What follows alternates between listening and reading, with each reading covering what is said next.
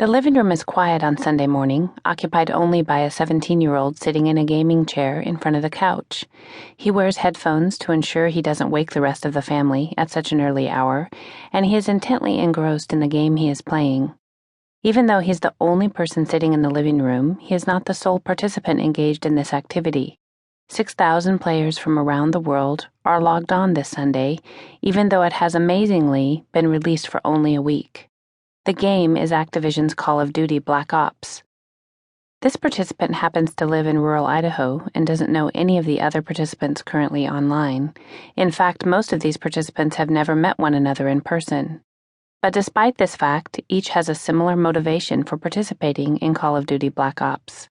These reasons are not dissimilar from why individuals choose to take part in any activity, online or in the real world, such as a game, a physical sport, or even a political movement.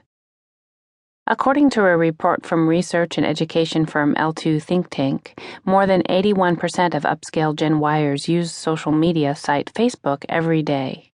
That's nearly twice the number of people who watch television or read newspaper content. Gen Yers are commonly defined as the technology-savvy generation, but what's more important and less commonly observed is the fact that Gen Yers were born participants. They have specific expectations about their relationships with peers, supervisors, and the companies whose products they use. They are masters at using the participation engine, or the internet, via a number of devices. As Publicis Group, the third largest global communications company, Chief Strategy and Innovation Officer of Viveki, Rashad Tabakawala, explains, the internet was really the first addictive media following TV, and once someone experiences the internet, their expectations change dramatically.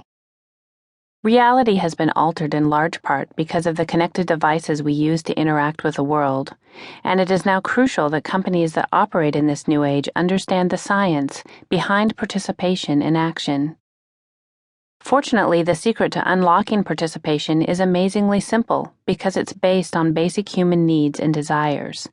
Yes, the world is increasingly becoming digital, and the barrier between the real world and the virtual world is becoming increasingly blurry. But deep down, and regardless of how much exposure we have to digital technology, people are still analog and very much human. The new participants are people who expect to work and live in environments that facilitate relationships and participation. People decide which products and services to purchase based on the enjoyment these bring to them, meaning they choose with their hearts, even though they may use technology to do the research and communicate and may use numbers to justify those choices. The participation age is more fragmented, personal, and connected than we could ever have imagined, and it's always on and happening in real time. The participation age is about people who actively manage life by using the many technology tools available at their fingertips.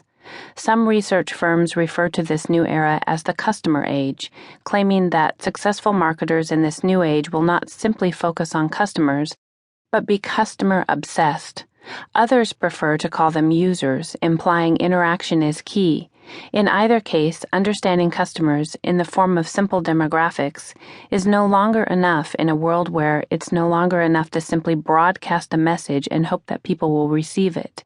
Competitive companies understand that they must motivate customers to act on their behalf to be successful in this participation age.